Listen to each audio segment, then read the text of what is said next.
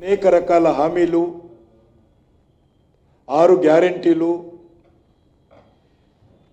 420 420 sub గ్యారెంటీసు, వాటి విషయంలో ఎక్కడ కూడా ఆయన మాట్లాడాడు. మీరు ఇచ్చినటువంటి హామీలు ఎంత మేరకు వచ్చాయి,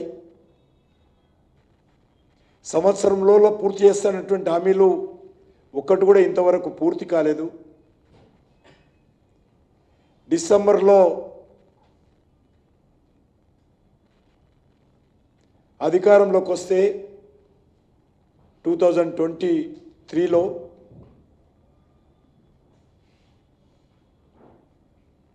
24 జనవరిలో పింఛన్లు పెంచుతామన్నారు.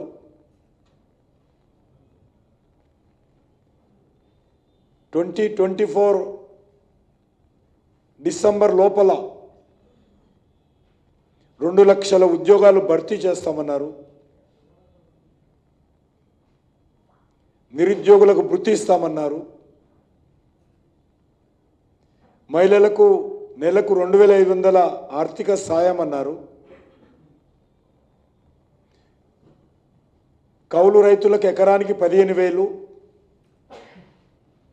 రైతు కూలీలకు 12,000, రైతులకు 15,000,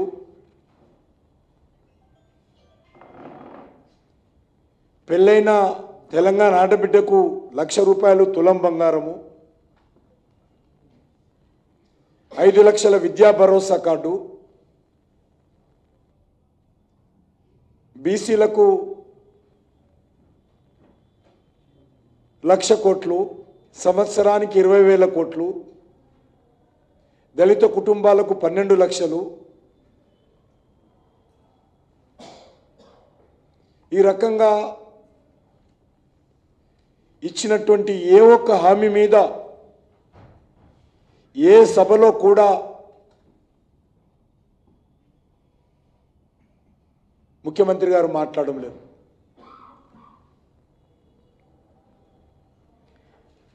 ఆయన ఇచ్చినటువంటి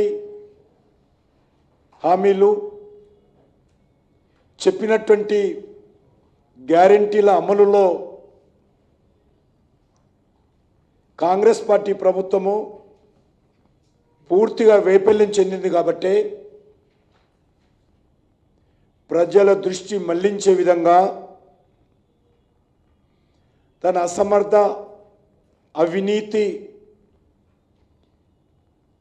అక్రమ ప్రభుత్వాల తప్పిదాల నుంచి తప్పించుకునేటువంటి ప్రయత్నము, డైవర్షన్ పాలిటిక్స్ రేవంత్ రెడ్డి గారు చేస్తూ ఉన్నారు.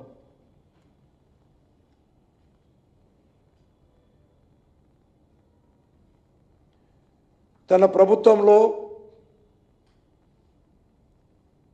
తన మంత్రివర్గ సహచరులు ఏ రకంగా అనేక ప్రాజెక్టులపైన, అనేక కాంట్రాక్టులపైన ఏ రకంగా కొట్టుకుంటున్నారో, ఏ రకంగా మంత్రివర్గ సమావేశంలో చర్చిస్తూ ఉన్నారో, దాని నుంచి ప్రజల దృష్టి మళ్లించేటువంటి ప్రయత్నం రేవంత్ రెడ్డి గారు చేస్తూ ఉన్నారు.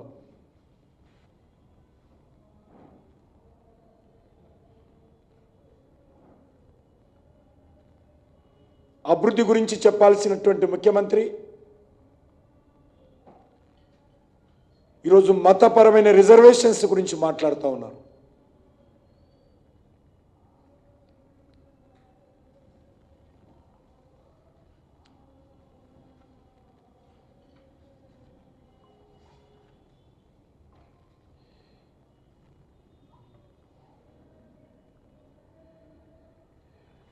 కాంగ్రెస్ పార్టీ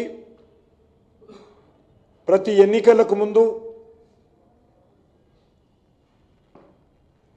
మజ్లిస్ పార్టీని ప్రసన్నం చేసుకోవడం కోసం,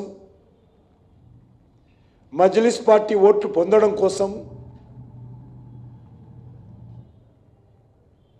ఈ రకమైనటువంటి ఎత్తుగడలు సర్వసాధారణంగా అయిపోయింది.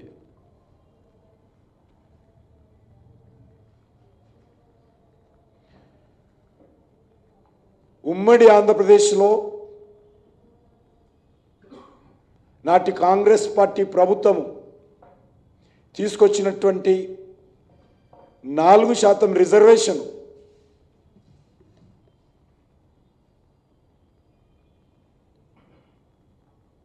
హైకోర్టు 2 సార్లు కొట్టేయడం జరిగింది. మతపరమైన రిజర్వేషన్స్ రాజ్యాంగ వ్యతిరేకమని,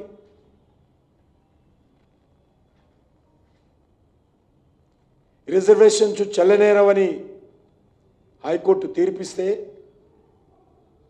సుప్రీంకోర్టులో తెచ్చుకున్నటువంటి స్టేని అడ్డం పెట్టుకొని ఇప్పటి వరకు అమలు చేస్తూ ఉన్నారు.